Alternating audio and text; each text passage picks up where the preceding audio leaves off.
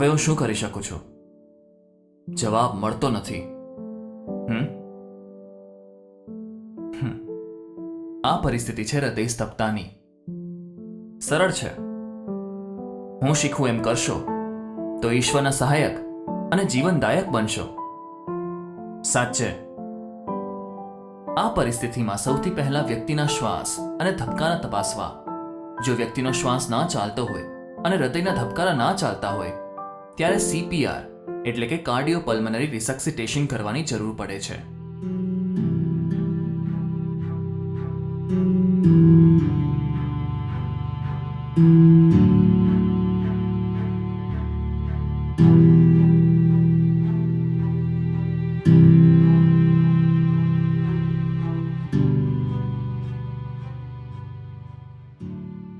આપણું હૃદય કેટલું અદ્ભુત અંગ છે, નહીં? દરરોજ દરેક સેકન્ડ આપણા શરીરની દરેક કોષમાં લોહી અને ઓક્સિજન પહોંચાડે છે. પરંતુ જ્યારે કાર્ડિયક એરેસ્ટ આવે છે ત્યારે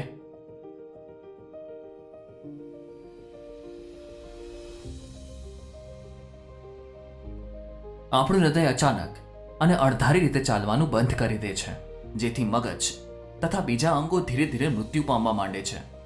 લગભગ 4 મિનિટની અંદર મગજને નુકસાન થવાનું શરૂ થઈ જાય છે અને 10 મિનિટ પછી મગજની સારવાર કરવી લગભગ અશક્ય થઈ જાય છે. જીવન બચાવવાની શક્તિ તમારા હાથમાં છે. ખરેખર જુઓ, જમણો હાથ નીચે મૂકી ડાબો હાથ સમાંતરમાં ઉપરથી લઈ જમણા હાથના આંગળામાં પસાર થાય એમ રાખવો. વ્યક્તિની જમણી બાજુએ ઘૂંટણ પર બેસી આ પ્રક્રિયા કરવી. આપણી હથેળી સ્ટર્નમના લોઅર થડ પર આવે તે રીતે હથેળી રાખી CPR આપવું.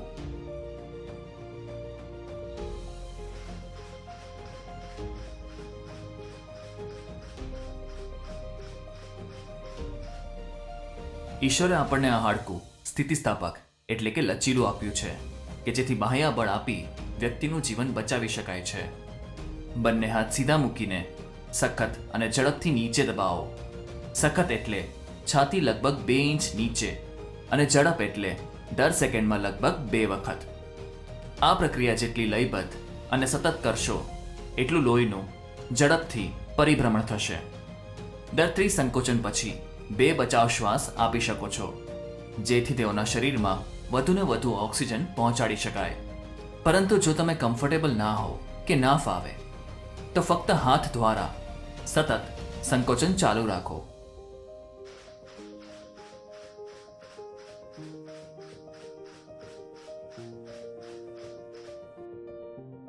જો તમને થાક લાગવા લાગે તો બીજા વ્યક્તિને તમારી બદલીમાં બોલાવી લો, અથવા વ્યક્તિ જ્યાં સુધી સામાન્ય રીતે શ્વાસ ના લઈ શકતું હોય ત્યાં સુધી રોકાશો નહીં.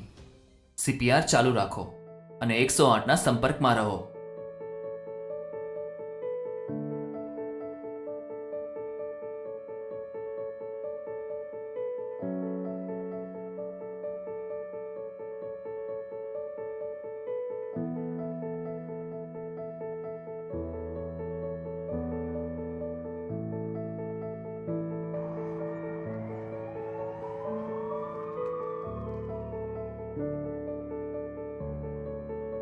આવી પરિસ્થિતિમાં આપણી પાસે 2 ચોઇસ હોય છે.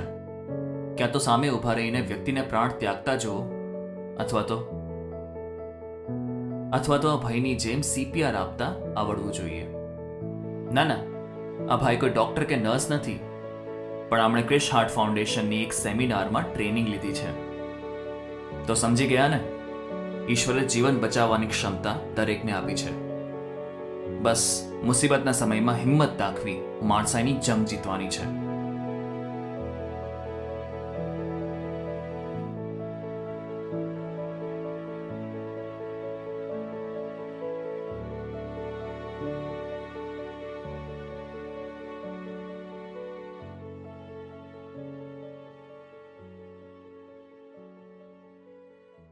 Today, what we saw in CPR program, it was very good, very knowledgeable, and actually we used to see all these things in movies, and but that time we were not knowing that actually how we have to do it. But today we have actually learned the method how we have to do it. So if someone needs our help, now we can give him proper help. Otherwise, I think so we would have done everything wrong, and the person who needed our help would have not survived. But today, the doctors, that team has taught us actually how to perform this CPR. So I'm very happy, and my all other colleagues, they are also happy. They have learnt it, and we are sure that whenever someone needs our help, we are sure always ready to help them, and we'll perform it in a correct way. આજે હું છે ને CPR કરતાં શીખી અને મારું એ first time experience હતો. મેં આવું પહેલાં ક્યારેય નહોતી કર્યું અને મારો એક્સપિરિયન્સ ખૂબ જ સારો હતો, કારણ કે આ એક લાઈફ ટાઈમ લર્નિંગ છે અને હું દેશના કોઈના બી કોનામાં હોઈશ, મને આ એજ્યુકેશન, મને આ ટ્રેનિંગ કામમાં આવશે. અને આઈ થિંક કે હું જેટલું બી આજે હું જે બી શીખી છું, thanks to this team, and I feel very grateful for that. આજે આ જે સર અહીંયા આવીને અમને લોકોને જે એક્સપ્લેન કર્યું છે અબાઉટ કે ભાઈ કોઈ બી એકદમ કોઈને પ્રોબ્લેમ આવે છે કે બ્રીથિંગ સ્ટોપ થઈ જાય છે, તો how we have to perform, કેવી રીતે અમારે લોકોને થોડા એક્ટિવ કરવાના, કે એમનું બ્રીથિંગ અમે પાછા પલ્સીસ પાછા લઈ શકીએ એના માટે. અને મને બહુ સારું લાગ્યું છે આજે જાણીને કે અમે લોકો એક ટીચિંગ લાઇનમાં છે, પણ આ બધું અમે જાણતા નહોતા. કદાચ એવા સર્કમસ્ટન્સીસ આવી જાય કે અમે એકદમ હેલ્પલેસ ફીલ કરીએ, ત્યારે આ જે અમને લોકોને શીખવાડ્યું છે આજે કે કેવી રીતે એમના બ્રીથિંગ, એમને પલ્સીસ પાછા લાવવા, કે એમને ફરીથી એક્ટિવ કરવા, એ બહુ બેનિફિશિયલ મોમેન્ટ્સ રહી છે અમારા માટે. અને અમે લાઈફ ટાઈમ થેન્કફુલ રહીશું કે અમને જે શીખવાડ્યું છે એના માટે. અને ભગવાન ના કરે કોઈને આ પ્રોબ્લેમ થાય, પણ જો કદાચ કોઈને અમને આવ્યો તો ચાન્સ મળશે કોઈની લાઈફ બચાવવાનો, તો અમે આ દિવસ યાદ કરીને અમે લોકો આ બધી જે એક્ટ અમને એક્સપ્લેન કરી છે એ ડેફિનેટલી યુઝ કરીશું. અને thank you very much for everything, for teaching us.